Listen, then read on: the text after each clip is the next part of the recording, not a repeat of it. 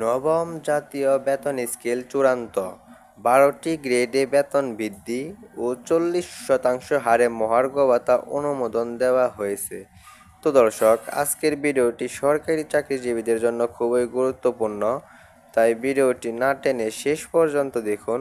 আর এখন পর্যন্ত যারা আমাদের চ্যানেলটি সাবস্ক্রাইব করেননি, দ্রুত সাবস্ক্রাইব করে ফেলুন। মহার্ঘ ভাতা ও নবম পে স্কেলের সর্বশেষ আপডেট সবার আগে পেতে আমাদের চ্যানেলটি সাবস্ক্রাইব করে ফেলুন।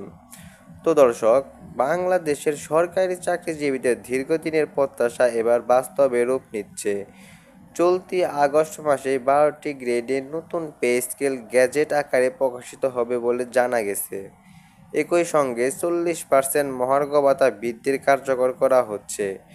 দেশের প্রধান উপদেষ্টা ডক্টর ইউনূসের সঙ্গে অনুমোদন দেন, যা এখন সরকারি প্রশাসনের ইতিহাসে একটি যুগান্তকারী পদক্ষেপ হিসেবে দেখা হচ্ছে। বুধবার এক জরুরি বৈঠকে অর্থ মন্ত্রণালয়ের জনপ্রশাসন মন্ত্রণালয়, পে কমিশনের প্রতিনিধি এবং নীতি নির্ধারকরা অংশগ্রহণ করেন।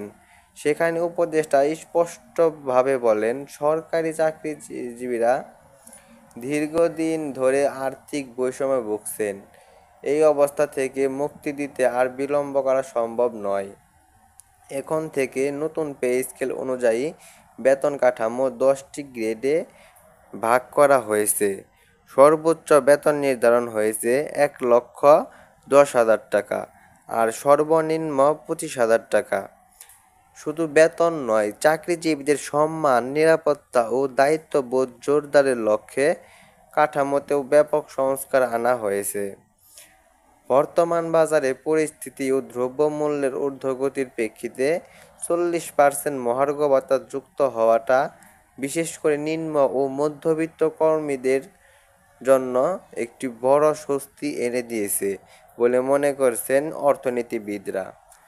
অর্থ মন্ত্রণালয়ের এক জ্যেষ্ঠ সচিব জানিয়েছেন, প্রয়োজনীয় বাজেট ইতিমধ্যেই প্রস্তুত এবং গ্যাজেট প্রকাশের কাজ চূড়ান্ত পর্যায়ে রয়েছে। আশা করা যাচ্ছে 18 থেকে 21 আগস্টের মধ্যে গ্যাজেট প্রকাশিত হবে। তো দর্শক, এই পর্যন্ত এসেও যারা এখন পর্যন্ত আমার চ্যানেলটি সাবস্ক্রাইব করেননি, দ্রুত সাবস্ক্রাইব করে ফেলুন। মহার্ঘ ভাতা ও নবম পে স্কেলের সর্বশেষ আপডেট সবার আগে পেতে আমাদের চ্যানেলটি সাবস্ক্রাইব করে রাখুন।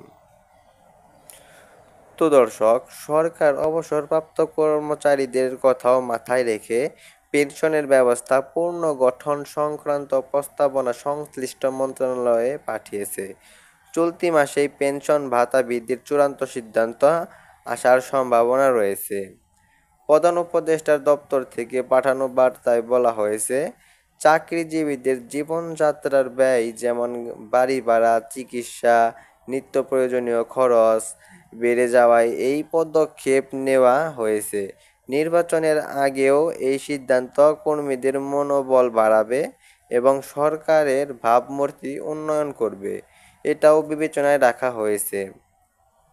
বিশ্লেষকরা মনে করছেন, এটি শুধু প্রশাসনিক নয়, একটি রাজনৈতিক কৌশল, যার মাধ্যমে সরকার কর্মচারীদের আস্থা অর্জন করতে চাইছে এবং জনমনে ইতিবাচক বার্তা দিতে চাচ্ছে। সরকারি বিভিন্ন সংগঠন, ফেডারেশন ইতিমধ্যে এই সিদ্ধান্তকে স্বাগত জানিয়ে বিবৃতি দিয়েছে। তারা মনে করেন, এটি কেবল আর্থিক বিষয় নয়, বরং চাকরিজীবীদের সম্মান, নিরাপত্তা ও স্থিতিশীলতা ফিরিয়ে আনার বড় পদক্ষেপ।